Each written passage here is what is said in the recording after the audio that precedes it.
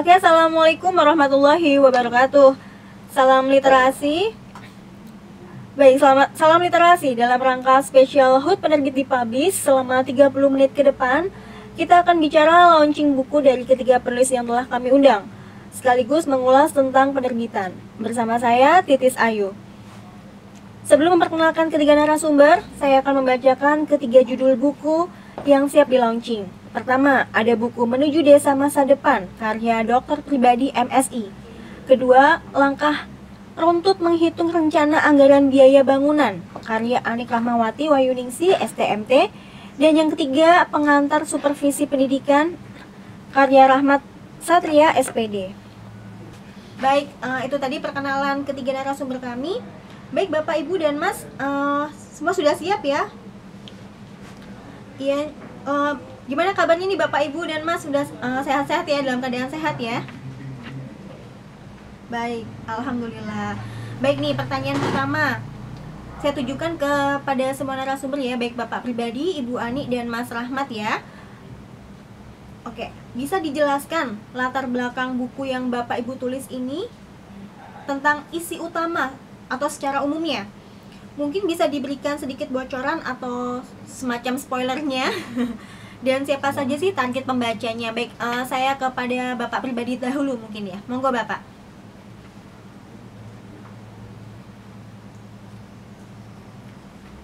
Halo Bapak pribadi. Iya Bapak, monggo silakan dijawab pertanyaan kami yang pertama. Iya, latar belakang buku ini. Ya, makasih banyak ya. Saya kira hampir semua kita pahami bahwa strategi pembangunan dengan paradigma development dan sekaligus paradigma alternatif berikutnya yang berkembang akhir-akhir ini kan dominan pada orientasi pembangunan fisik material dalam konstelasi gedung-gedung pencakar langit dan sejenisnya dengan itu. Nah, tiba-tiba ditawarkan satu strategi pembangunan alternatif dengan berbagai paradigma berbasis kultural, berbasis komunitas. Ya, tetapi ternyata strategi pembangunan masih juga belum membuahkan hasil yang mensejahterakan, terutama pada strategi pembangunan wilayah pedesaan. Karena itulah dalam buku ini saya mencoba menawarkan satu strategi pembangunan wilayah pedesaan ke depan dengan mencoba memanfaatkan pendekatan-pendekatan komunitas dan kultural dengan cara membangun kapasitas peranata sosial yang sudah bergeser, yang sudah terhempas selama paradigma modernisasi. Lebih dari itu, saya mencoba menawarkan satu kultur budaya khas khusus untuk pada masyarakat Tolaki sebagai penduduk asli Kota Kendari, di mana ada satu nilai budaya yang masih sakral bagi mereka yang disebut dengan kalosara. Nah, itu saya coba sinergikan dengan pendekatan pembangunan partisipatif. Tetapi lebih dari itu, sebagai satu hal yang spektakuler, saya mencoba mensintetiskan dengan paradigma pembangunan ESKI yang mungkin selama ini lebih familiar oleh Ari Ginanjar Agustian. Ya, saya coba mensinergikan dengan ESKI Power dan yang mengimplementasikan dari teori-teori ilmu sosial yang menyoal tentang local knowledge, cultural power, dan kemudian kalau kita tambahkan dengan teori yang non mainstream seperti Ibnul Khaldun disebut dengan spiritual kultural. Nah, itu yang merupakan semacam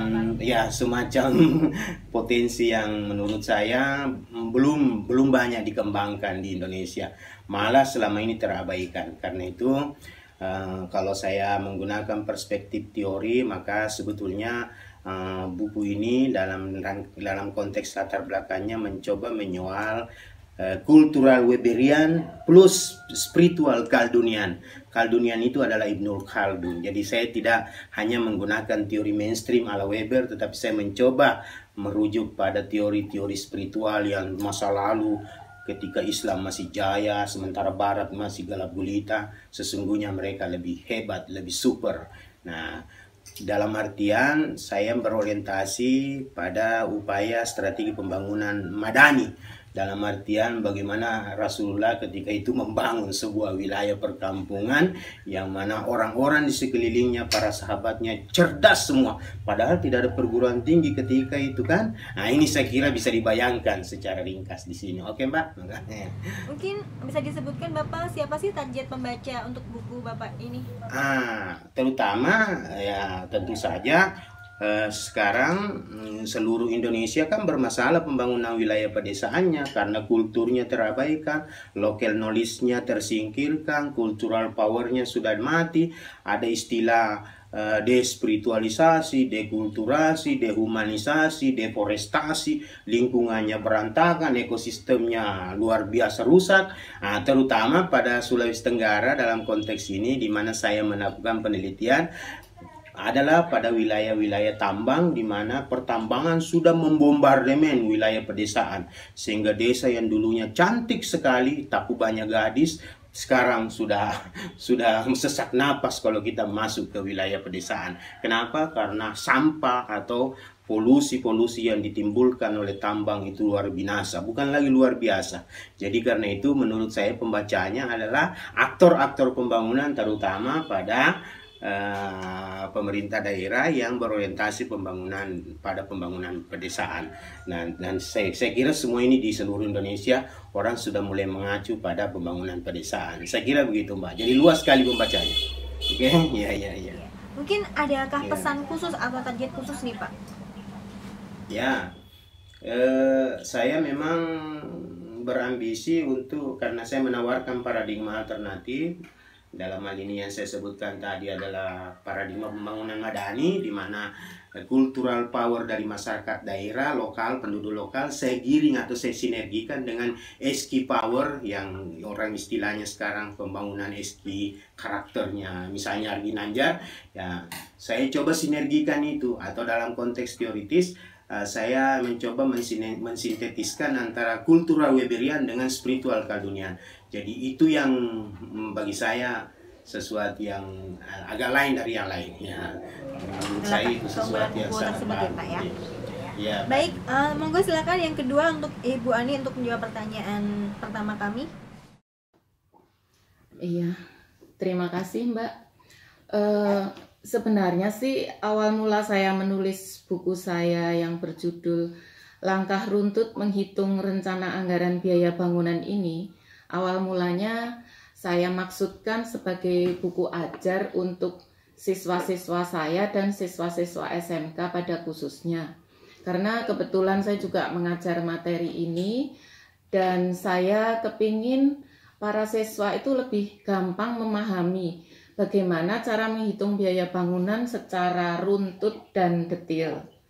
Tetapi kemudian ketika dalam proses penulisan saya berpikir bahwa saya bisa menulis dan menyusun buku ini dengan target pembaca yang lebih luas. Jadi kemudian saya coba uraikan langkah-langkah menghitung rencana anggaran biaya ini dengan lebih detail, dengan langkah-langkah yang runtut, dimulai dari bagaimana mengidentifikasi suatu pekerjaan ketika seseorang itu mau membangun, kemudian menghitung volume pekerjaannya sampai akhirnya memperkenalkan daftar analisis yang dikeluarkan oleh Balitbank PU sampai pada akhirnya bisa menghitung suatu rencana anggaran biaya.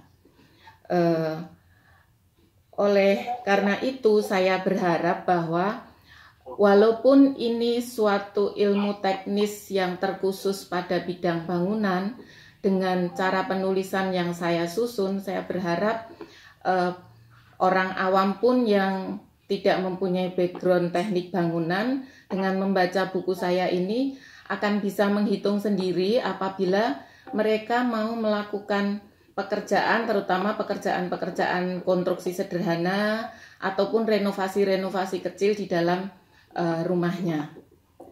Jadi target pembacanya saya harap lebih luas lagi, bisa sampai ke siswa SMK, kemudian mahasiswa-mahasiswa teknik sipil maupun arsitek, dan praktisi di dunia teknik konstruksi bangunan.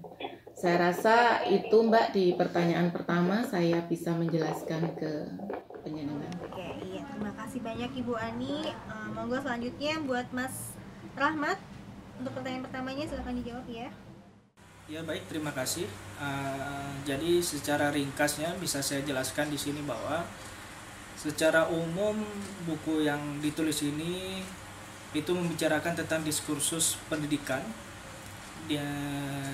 terkait dengan pola pembinaan dan pengawasan kepala sekolah atau yang lebih dikenalnya itu dengan istilah supervisi pendidikan seperti itu. Jadi melihat mutu pendidikan kita saat ini di Indonesia masih banyak hal-hal yang harus kita perbaiki lagi secara lebih luas.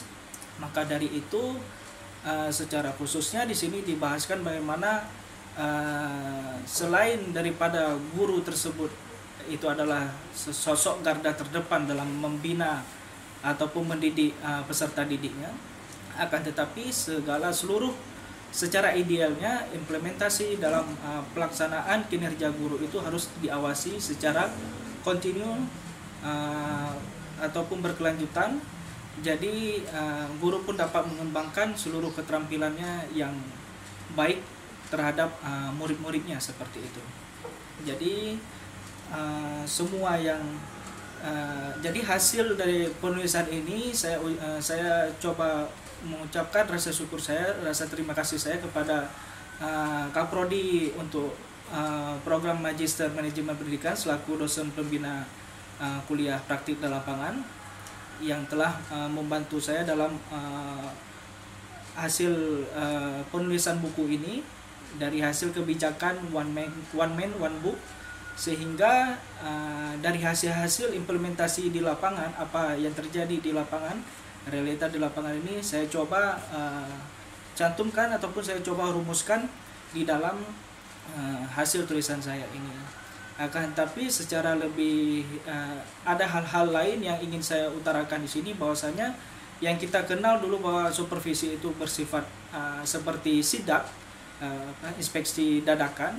Akan tapi saya coba menelusuri bagaimana supervisi saat ini harus bersifat demokratis.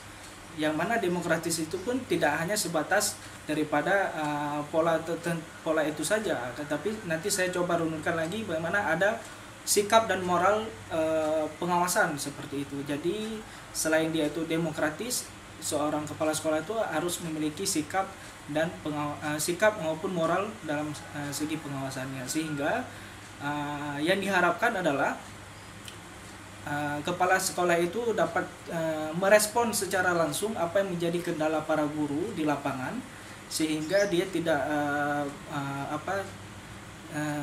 dapat menjadi konselor pendidikan bagi para guru-gurunya tersebut. Jadi untuk segi target pembacanya dari buku yang saya tulis ini